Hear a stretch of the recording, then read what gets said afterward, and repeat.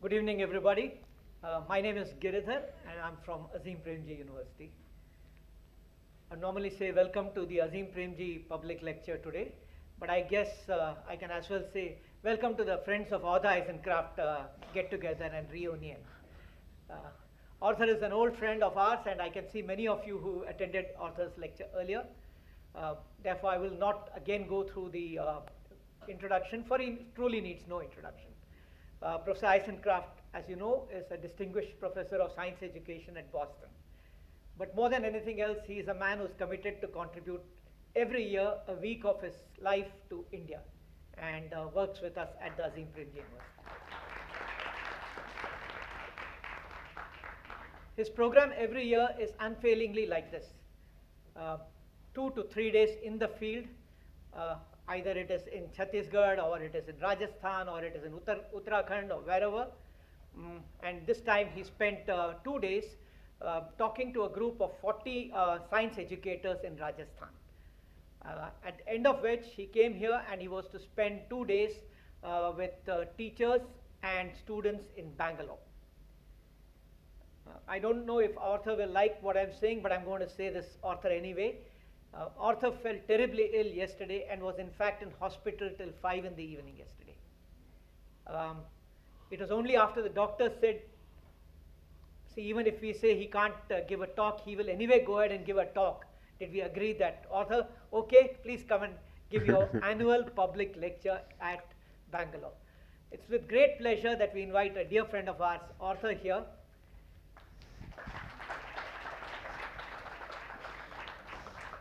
And this time with a lot more affection and feeling, for I know how he was yesterday evening. Thank you so much, Arthur. And I know that this will make you even more healthier than you were 1 hour ago. Because Arthur likes nothing better than to talk science education.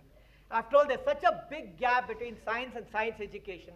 For a man to then say, I commit the rest of my life to science education, is just fabulous.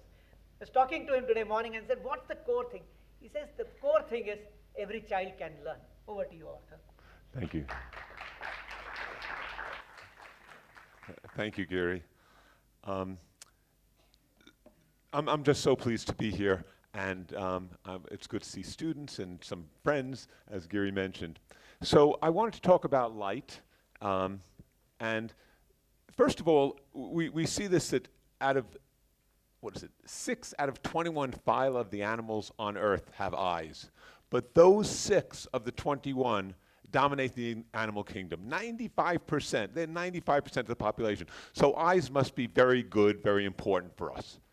Well, if you're a prey, like we used to be, yeah, it's good to see the tiger over there rather than over here. You know, oh, where's the tiger? Not a good idea. So you want to see the tiger. And if you're a predator, it's also good to be able to see, there's the prey, and I can get the prey. So it's very good. I want to show you a little puzzle about our eyesight.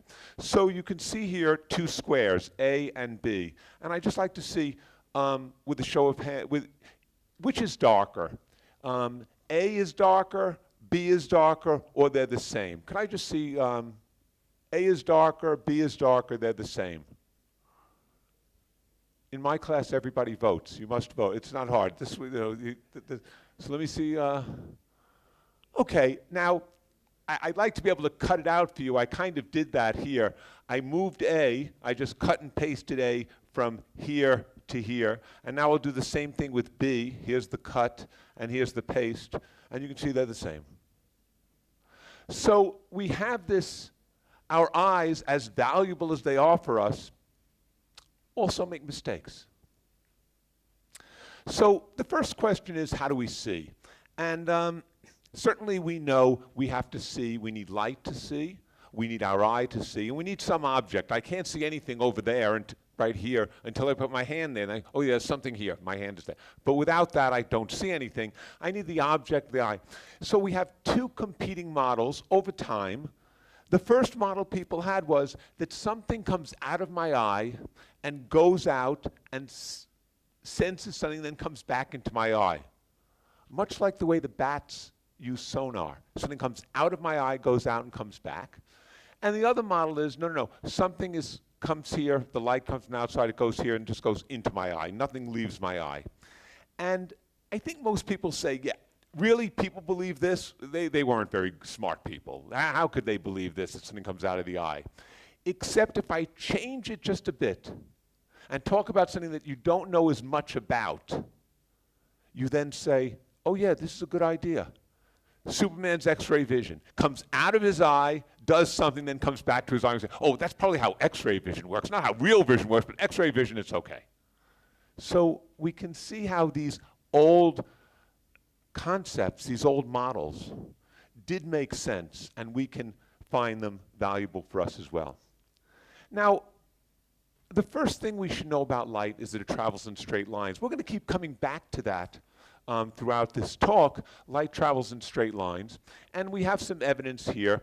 We have the light coming through the clouds in straight lines, or the last time we went to a rave or a laser light show, we saw the light coming in straight lines.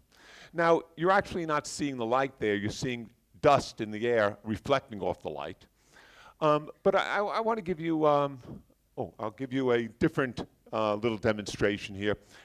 If you could take your fist and just line up my nose with your fist. Just line up my nose with your fist. And then with your other fist, as far away as you can, line up the other fist. And when they line up, oh, that's beautiful. I can see straight lines, even from those who don't want to participate. Really, you have to participate. You can see that. So again, that's evidence that light travels in straight lines. So how do we see things? Well, what we have is the light reflects from the light off the object, and these three light beams, rays of light, I don't know what they are. They're a model we have for light, but I point them all, and they all go into my eye, and I say, oh wait, they're all the same. Where did they come from? Oh, they must have come from that object. I see the object there. So that's how we see objects, and that's why I don't bump into the table and fall over and stuff like that. So how do we see things that aren't there?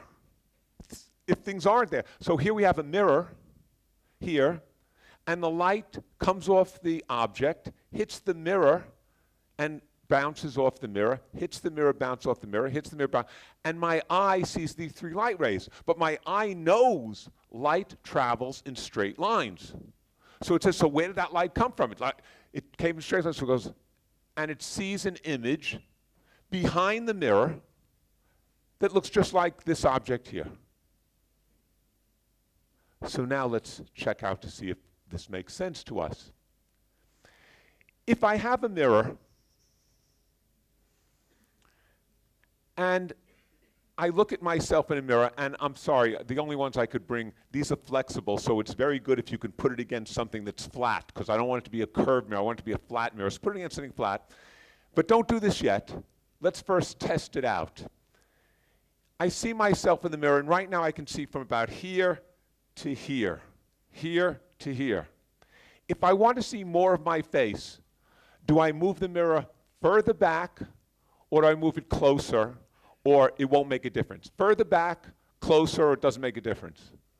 Let me see. Oh, everybody's voting. They know to vote. All the students, you're not voting? No, don't do the experiment. Vote first. Vote. Then we do the experiment. So let me see. So almost everybody says, move the mirror further away, you'll see more. Doesn't happen. Try it. Keep it flat, keep the mirror flat, and I see from here to here, and then if I move it back, I still see from here to here. It doesn't change. Now, you can keep these mirrors, and there's an adhesive on the back. You can take the adhesive off, and you can put it on a book or something like that to make sure it's flat. Or I heard some of you have mirrors in your bathrooms at home. You can try it. You say, how much do I see? Then you can walk back. You see no more of yourself when you do that. So our intuition doesn't help us. Our intuition says I'm going to see more, but I see the same. Now, I just want to warn you about something. Your intuition that you will see more is so deeply ingrained in you that if you put the mirror here, and you say, no, I still see the same. Even if you're this far away, you'll say, you know what, I still think I see a little bit more. You thought you would see twice as much, but even you say a little bit more, because you don't want to give up that intuition. We don't want to give up those notions we have. So let's see if we can explain that. Oh, our intuition is flawed, and Isaac Asimov said the most exciting phrase in science is not "Eureka, I found it," but rather, "That's strange." When you look at it, I thought for sure I would see more. You don't. It's not, I discovered it's like, that's strange. How can I explain that? And so we turn to our model, and here's a face, and we can draw these pictures.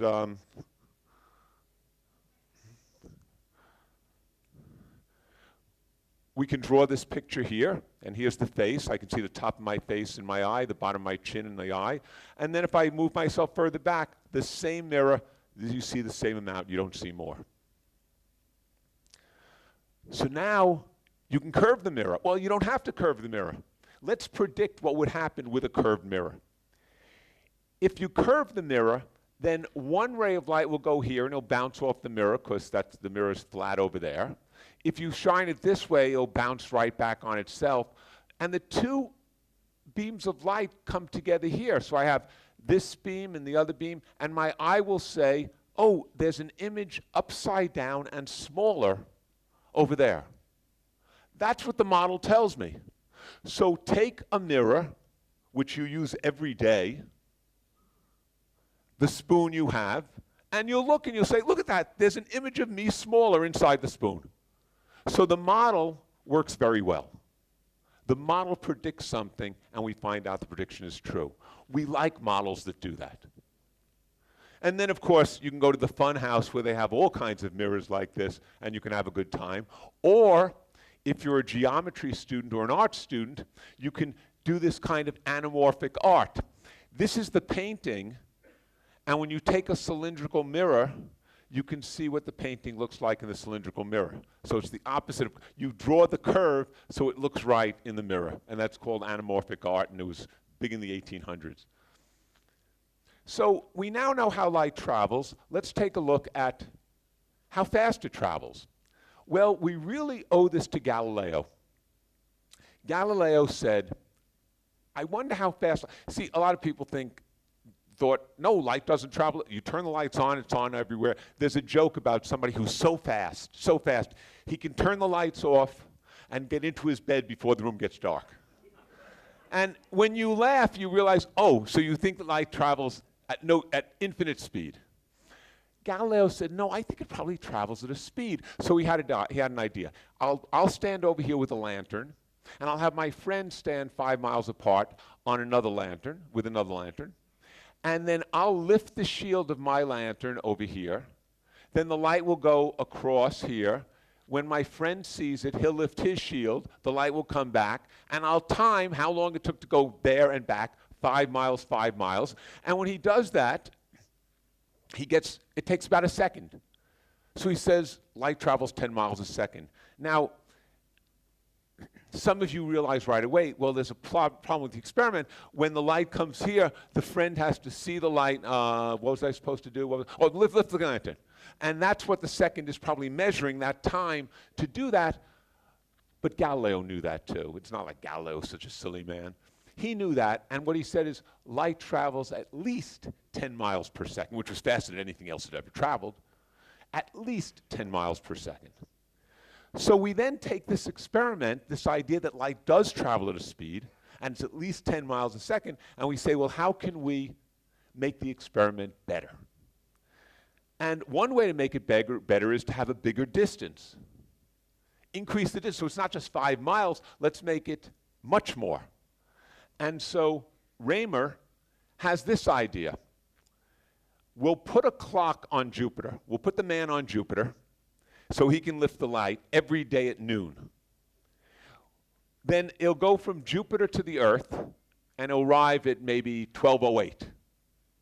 And then 6 months later, we'll do it again, and now the light has to go this far plus 186 million miles, because the Earth's orbit is 186 million miles across.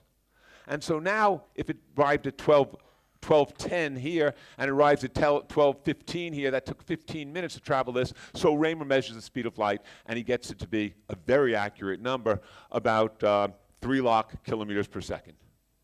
That's right, 3 Loc? We don't use Loc in America, so 3 Loc kilometers per second.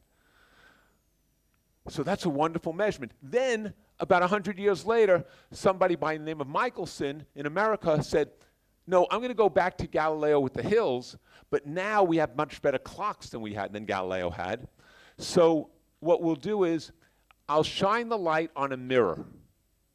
The mirror will reflect the light. It'll go down to, I don't need my friend anymore, I'll have 2 mirrors. Then the light comes back, so I don't have to worry about my friend remembering what he's supposed to do. It comes right back, and in the time the light goes there and comes back, I'll have this spin. And if it spins at just the right rate, then this mirror will be here, and the light will come down, and I can measure the rotation rate. And Michelson also gets this 3 Loc kilometers per second and wins the Nobel Prize. So things are going well. We can do that experiment now, but you have to be a little careful about it. When we talked to the astronauts on the moon, when Neil Armstrong was on the moon, you know, they asked him questions like, Neil, how is it out there? It's good. Now, that's not a hard question, and Neil Armstrong knows a lot of things. So, how you doing, Neil? I'm doing fine. So what's happening is, to ask him the question, it has to go all the way to the moon, 240,000 miles away. He has to answer right away. Then he has to come back and do that. So if you listen to some tape recordings from NASA, you can hear that dialogue, and you can time the question and answer, and you'll have a sense of how long it takes, because we know the distance to the moon. In fact,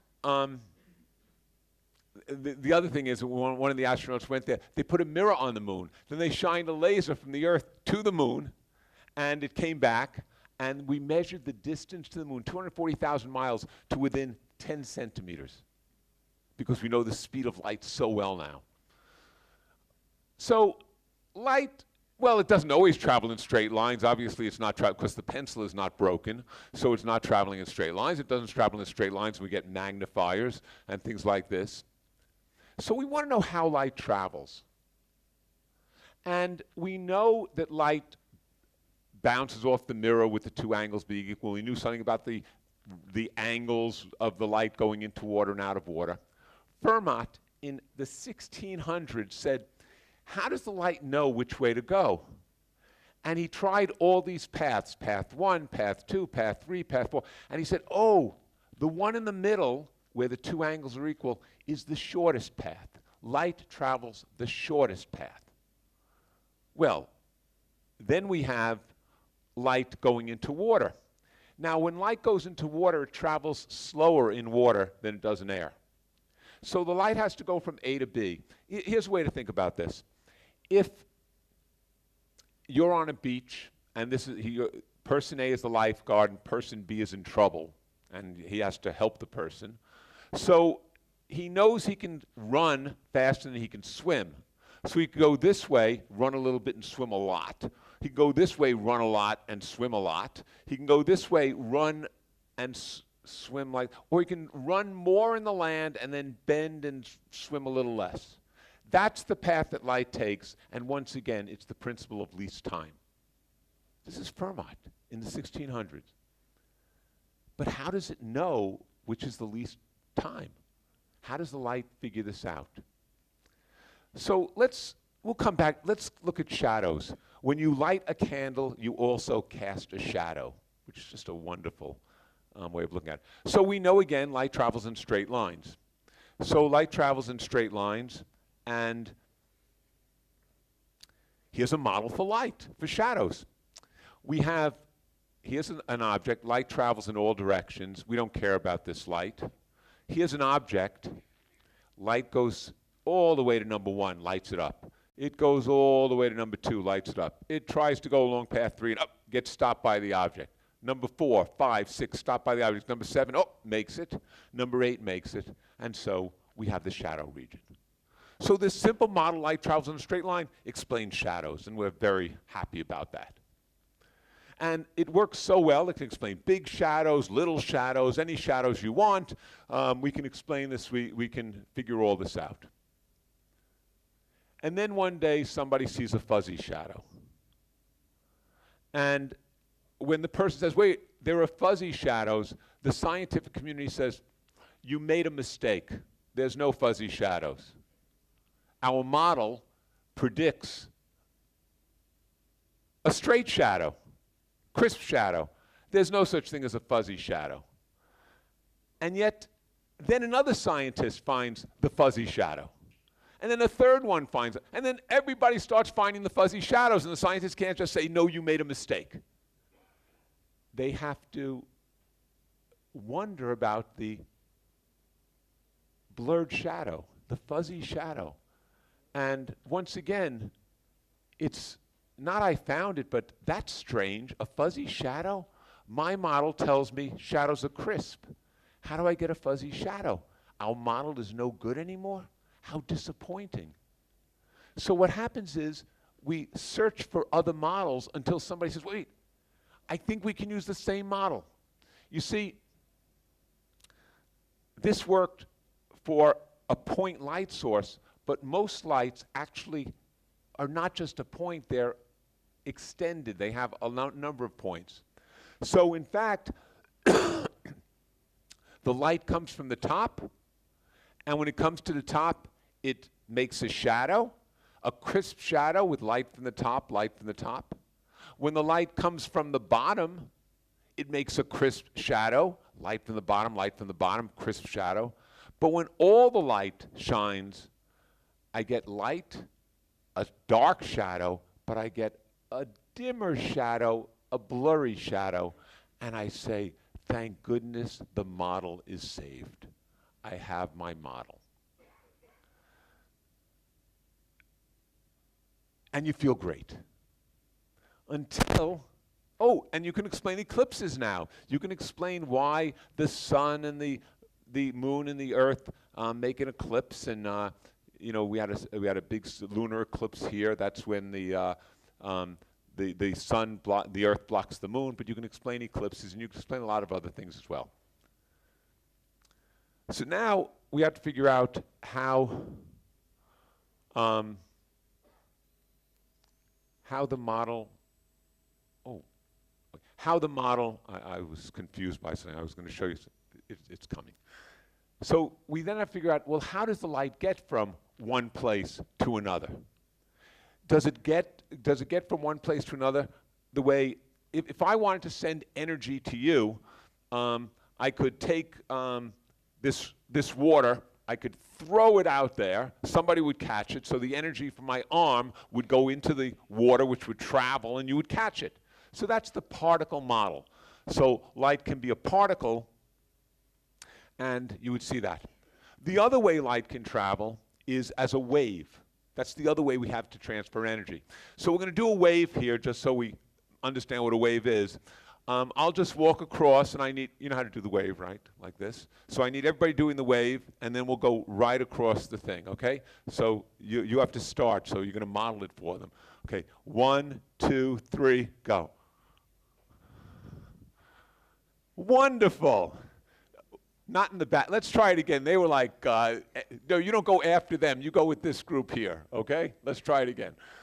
1, 2, 3, go.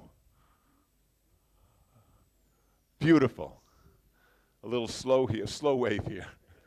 Anyway, what you'll notice is that the wave moved across, but none of you moved. Unlike the water bottle, which would have had to move across the room, the mass would have moved across the room. No, the wave moved, but the water did not. But you did not move. So that's a wave.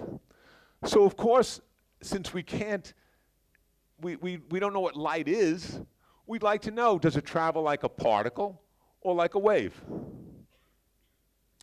So Thomas Young did this experiment where light goes through slits. Now, if you take your diffraction grating and pass it along, because I didn't have enough for everybody, and just look at the lights, you can turn it and look at the lights, And you'll see it's just magnificent. Just look at the lights and then pass it around so somebody else can look at it. It's like, ooh, colors, look. And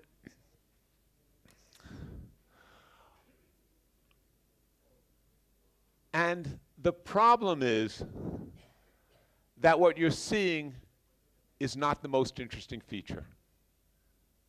If I ask you what you saw, you say, I see lots of beautiful colors. Look at those colors. They're so vibrant. They're so wonderful. I see the colors when I look at the light. Instead of seeing the white lights, I see red, orange, yellow. It's wonderful. That's not what's impressive. What's impressive is what you don't see. You see, the light is going through the slits. And you're getting the colors here, and the colors here, and the colors here, and you see all these colors. But in between, there's dark. That's the part that's unbelievable. That light goes through this, and you get a dark area. And Thomas Young discovered this in the early 1800s. And he said, so with a wave, this can happen. Light plus light can make dark. So don't look at the colors. Look at the dark between the colors, between the bands of colors. Light plus light makes dark. And of course, well, that's strange. Light plus light making dark. Sound waves are also, sound plus sound can make no sound. Sounds of silence. So light must be a wave. If it's a wave, then I should be able to measure its wavelength, and Young could do that. He measured the wavelength. But he didn't have the math skills. He didn't have the math skills to further develop the theory. But about 10 years later, along comes Fresnel. Fresnel's in Paris. He's an incredible mathematician. And what Fresnel does is he looks at Young's experiment and he says, no, light is a wave. I can do all the math. I can explain this in the way the physicists want to understand it. And he does the way, he says, he gives a lecture, just like today's public lecture, all physicists who know a great deal. And he says that light is a wave, and he shows the evidence, and he shows the math. And there's a guy in the back, Professor Poisson. And Poisson's also a good mathematician. And as Fresnel is going through his talk, Poisson is doing some calculations. And at the end of the lecture, Poisson raises his hand and says, Mr. Fresnel, according to your theory that light is a wave, if I were to take a steel ball and look at its shadow, if light is indeed a wave, some of the wave should come around this shadow and bend, and some of the wave would come around this side. And the steel ball would not have a solid, dark shadow, but would have a hole in the middle of light. That is ridiculous. You must be wrong. And everybody laughs, and people go home. And then Arago spends the next 6 months setting up the experiment that Poisson had predicted, and this is what he finds: a hole in the middle of the shadow. So Fresnel doesn't get credit for this, Arago doesn't get. It's called Poisson's spot. Poisson gets the credit. So now we know light is a wave, because you can't do this with particles. Light is a wave. We're done. That's our model. We know how light travels. And we can explain all sorts of things, like the colors you saw in the grating, which is red, orange, yellow, green, blue, violet, or rainbows, or prisms. We can even explain the colors now in soap bubbles, which are different colors than the spectrum. They're more muted. And the reason why is because even though the white light has the red, orange, yellow, green, blue, violet, the thin soap film allows some of the red light to go a further distance than other red light, and these two red light beams, red light plus red light makes dark, and so you don't get Roy G. Biv, you get Oi G. Biv. And you get these muted colors. So we can explain that now. So we're doing well. I will check my clock. We're doing well. how we see in mirrors, how fast does light travel, how does light create waves, evidence that light is a wave. So now I have to do a short digression into some unrelated physics. Totally unrelated, but it's interesting anyway. So we know electric charges repel and other electric charges attract. But if you have charges repelling and others repelling and you charge yourself up, the hair goes like this because everything's trying to repel each other. And we also know that magnets attract and magnets repel. And here you can see somebody pushing the magnets down, but they're repelling. So we know this about charges and magnets. Now, Ørsted in 1820, he chanced upon this experiment. He was putting a current through a wire, and he noticed a compass, which detects magnetism. And he noticed that when he put the current through the wire, the compass moved, as if the wire were a magnet. And he said, not eureka, but that's strange. That's strange. And that became the physics puzzle of the early 1800s. If electric currents can create magnetism, can magnetism create electric currents? And the other question was, how does one charge know the other charge is there? And how does one magnet know the other magnet is there? And in fact, how does the Earth know that this laser beam is here? How does it know this? How does this know where? How does it know if I let go of it to go down? Michael Faraday, poor student, only educated to grade 5 or 6, didn't know any math, poor, started reading about this physics stuff, chemistry stuff. He was a bookbinder. He was learning how to bind books. And in the back corner they said, oh, can I use this to do experiments? He said, sure, you can do that after work. Michael Faraday became the greatest experimentalist of the 1800s. No education, formal education. But he doesn't know any math. No math at all. Worse than Young. No math at all. So he draws these pictures to help him understand it. These pictures of something he calls fields. Let's imagine there's a field that goes through space.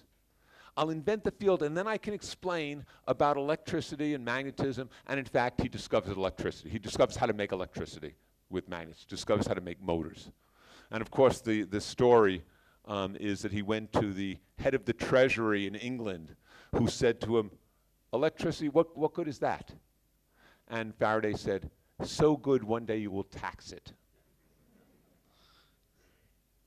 So anyway, then along comes James Clerk Maxwell, who knows the math, And he says, okay, I'm going to put into mathematics what Faraday was saying with his pictures of the fields. So this one says that you get currents. The Q is currents moving, you get the currents. This one says, this says you have charges plus and minus. This one says you have magnets always have a north and south pole. Break it in half, you still have a north and south pole. This one says if you change the magnets, that's a B, you get the current. This one says if you have a current, you get the magnet. Now, you'll notice that this one, because there's plus and minus charges, you can have a current. So that's over here. This one says you always have a north-south pole, so that would lead to a 0 here. But this is the part they all knew about. Change the magnetic field. That's what Faraday had discovered, and you can get electricity. And Maxwell looked at these equations and said, you know, this relates to this relates to this, but what relates to this? This one should have something like that, and so he invents another one. He invents an equation just for the symmetry, just for the beauty. And when he does that, he also realizes that here's the way it would work. This electric field of Faraday's would oscillate like this. And then that would turn, because this is minus and this is plus, that would turn into a magnetic field, but not here. It would turn into a magnetic field here that changed. That magnetic field here would turn into an electric field here that changed.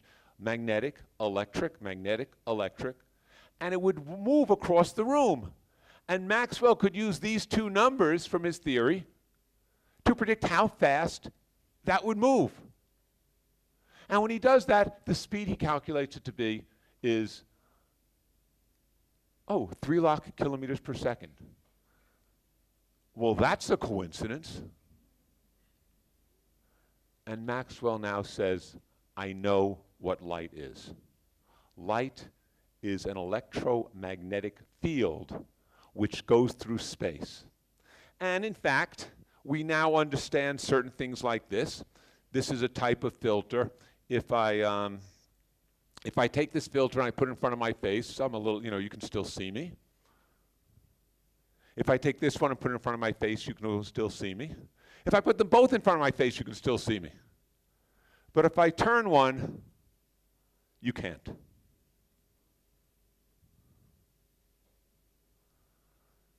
So these let through the electric field in only one direction. And therefore, we know that there's an electric field which is oscillating.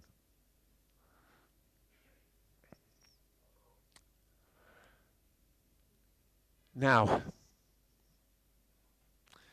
when Maxwell looks at his equations, he got the speed, but he's looking at these equations saying, but we know the wavelengths of light. Red is 700 nanometers, violet is 400 nanometers. What about all the other? There must be a reason why we only see 400 to 700. But he can't find that in his equations. He can't find that restriction in his equations. And so he says, I think that those numbers aren't special. I think there must be other light. And everybody says, come on. That's strange. And so what happens then after Maxwell is we discover radio waves, then microwaves, then X-rays, then gamma rays, and they all travel at 3 lakh kilometers per second. And there's a whole world. See, we used to think the world was this little band here. And we found out from Maxwell that we have all of this and all of this that we never knew before. And so if we look at the stars, we have X-ray telescopes and gamma ray telescopes and visible, and things like that. And so we're in great shape. We're in great shape. We know what light is. It travels as a wave. We know it's an electromagnetic wave. We know how fast it travels. We know that there's a big spectrum.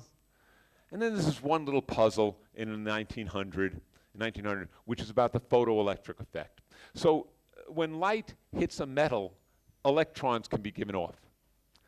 So there were puzzles about the light. So for instance, if you used orange light, it didn't matter how much orange light you had, you couldn't free an electron. But if you used violet light, the tiniest bit of violet light, the electrons would come flying off. And nobody could explain that. Because big orange lights, I'm sweating. No, would never happen.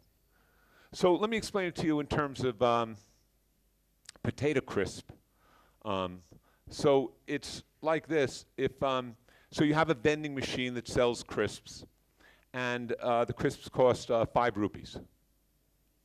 And if you put 5 rupees in, a bag of crisps come out.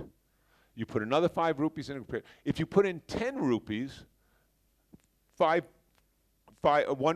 bag comes out and 5 rupee change comes out. Now this machine can't add up money. So if you have 1 rupee coins, thousands of them, you're not getting any crisps. But look how many I have. No, 2. I have 2 rupee, not getting anything. No matter how much money you have, because you need a 5 rupee coin. That's how Einstein explained this. He said the light comes as a particle. The light comes as an object which goes across the room like a particle. And it's when the particle hits the metal, the electron can come off. These particles of light are called photons. And so here you can see that the red light doesn't free the crisp, and the yellow light frees the crisps. And then Compton says, well, if that's true, we know the wavelength, but it behaves like a particle, then I should be able to take an electron, come in here, light, I should have light, hit an electron, the electron comes off, and the light should come off with less energy or a bigger wavelength. And in fact, that's exactly what happens. And people say, that's strange. So now we have the puzzle back. We're back to the puzzle. Light used to be a wave. We knew Young's double slit experiment. We knew Poisson's spot. That was like the end. It was done, Poisson. Now we have the photoelectric effect and the Compton effect. So we say, no, light is light. It's a quantum mechanical model. We don't know what it is. We know it has particle characteristics, sometimes wave characteristics. It's light. And it doesn't behave the way we think things should behave. And then in 1905, Einstein was busy that year. He also came up with the theory of special relativity. And in his special theory of relativity, what he said is that no matter who does observations of the world, they'll always see it the same. So if I drop this, it lands in my lap. If I'm on a plane tomorrow going back to America, I drop it, it lands in my lap. It doesn't land to the back of the plane. You can't tell whether this room is moving or not moving. And he also said the speed of light is constant. Well, what does that mean, the speed of light is constant? Oh, he said the speed of light is constant. Can he prove that? No, no, no. This is a postulate. You don't have to prove postulates. He just said, this is true. This is true. Let's see where it takes us if this were true. And he says, so if I throw a ball at 10 meters per second, you'd all say, I'd say, how fast is it going? You'd measure it and you say, 10 meters per second. But if we were on a train and I threw it at 10 meters per second, but the train was moving at 20 meters per second, somebody outside would say, oh, it went 10 meters per second as the train was moving 20, so it went 30. It went really fast. Einstein said if you take 3 lock per second light beam, you measure it at 3 locks per second. If you put it on a train that's moving at 2.99 lock kilometers per second, and you shine it, and you measure it, oh, no, it's still going 3 lock per second, kilometers per second. No, wouldn't it be going faster? No, my postulate is it's always going the same speed, no matter what you do. Why anybody would have that crazy idea, I don't know. And then you have these repercussions. So look at this. So here's somebody sitting in a chair reading a newspaper. And the light comes from the top to the chair. That's inside the train. Yeah, there's a light, and I'm sliding up my newspaper. That's good. But somebody outside the train says, wait, the train is moving. So the light doesn't go down there because it would be behind you when it got to you. The light must be moving forward and to the right so that it lights up your newspaper. So this time the light has to travel a bigger distance than here. But the light travels at the same speed, according to Einstein. So how does it travel a bigger distance? Oh, time must be different. The person in the car measures time differently than you measure time. And he has an equation. And, well, that's strange. It's so strange because we have this twin paradox. So you have Ram and Saraswati, two twins, and Saraswati is the one going in space, and Ram is going to be sitting here. And they're 20 years old, and Saraswati comes out, and she comes back, and Ram is now 40 years old, and Saraswati is 21. What happened to you? Time is different. And you say, this can't possibly be true. Oh, we have evidence for it, lots of evidence for it. We do these experiments with muons, and it works exactly the way Einstein said it would work. Time and space are not what we perceive. Light is not what we perceive. So then we have his Einstein's general theory of relativity 10 years later, which predicts black holes. So again, if I throw something in the air, if I throw my pen in the air, I throw it in the air and then I catch it. And if I throw it harder, it goes higher, and then I catch it, or try to catch it. But if I throw it much higher, much harder than that, it can actually leave the Earth and go into space. Einstein says the fastest you can throw it is the speed of light. So if throwing it at the speed of light, or throwing light at its speed, the gravity tug is so big, the light won't be able to leave. It'll get sucked back in. So you won't be able to see the object. And that was called black holes. So if you can't see it, how do we know it's there? Well, what we do is we see things going around it. And we say, it's going around nothing. There must be a black hole there. And we have lots of evidence for this now. So we have Young's experiment, light going through two slits, light plus light equals dark. We have this, so this is interesting. When we had the waves going through, we had lots of waves going through here, lots of waves going through here, and light from one and light from the other with the waves could make these dark patterns. But now that we know light is a photon and it hits in one precise place, how do you explain this? And we say, well, they go through, but we say, what if there's only one slit? Now, this is the most exciting experiment of the 20th century. If you shine photons through slit 1 and slit 2 is closed, many of the photons land here. If you shine it through slit 2 and close slit 1, most of the photons land here. But if you keep both slits open, none of the photons land there or here. None. Now, you'd say, well, somehow the photons going through S1 and the photons going through S2 interfere with one another. So we say, well, they're photons. We can send them through the slits one at a time, one every minute. If you have slit 1 open and slit 2 closed, the first one that goes through will hit here, will hit here. The second one will hit here. The third one will hit here. The fourth one will hit here. If you close slit 1 and have slit 2, the first one will land here. The second one will land here. The third one will land here. If you keep both slits open, you send one through, it will never land here, it will never land there, it will always land here. How does it know? That's the puzzle of the 20th century. How does it know that 2 slits are open and not 1 when it's only 1 particle? And we do all sorts of experiments. We do experiments where we'll put a detector back here. So if it goes through slit 1, then we'll catch it. If we don't catch it, we know when slit 2. As soon as you do that experiment, they land as if only slit 2 is open.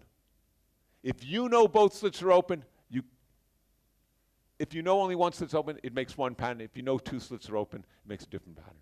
But as soon as you know which way it goes through, the bets are off. So let's just move along here. And as we started, light goes in a straight line. But the question was, how do you know? How does it know what a straight line is? How does it get from one place to another in a straight line? Why doesn't the light travel this way? That's a nice path. Instead of this way, it could travel this way. Or it could travel this way. And then come back this way. Why does it travel from A to B? That's an interesting puzzle. Now, Fermat said it's the least time. Well, how does it know? Does it look at all the paths and say, calculate, this is the shortest time, this is the way I'll go? Well, what Feynman said is, it does go this way. Wait, but we never see it go this way. That's right, Feynman said, because there's another light beam that goes so close to it that when one goes this way and the other goes this way, they cancel out, light plus light making dark, so you never see that one. And all the different paths you can draw have another neighboring path which cancels it out.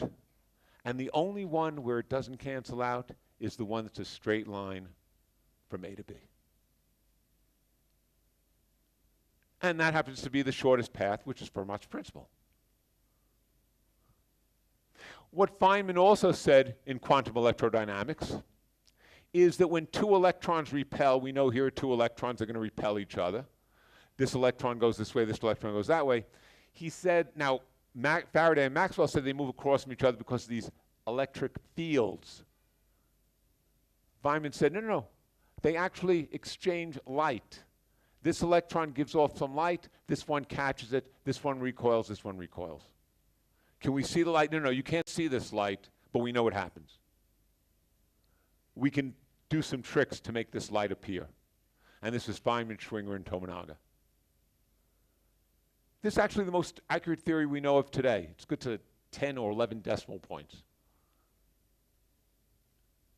It also means that if you have light coming along, all by, just going along, all of a sudden the light can disappear and two particles can come about, and then the two particles join together and make more light. So it looks like the light is going from here to here, but actually the light is going from here to here, making other particles and going.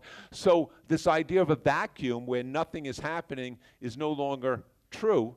The vacuum is now full of light going through it and creating all kinds of particles and destroying those particles as we do. And certainly, one last time, that's strange. That's strange. So what have we learned?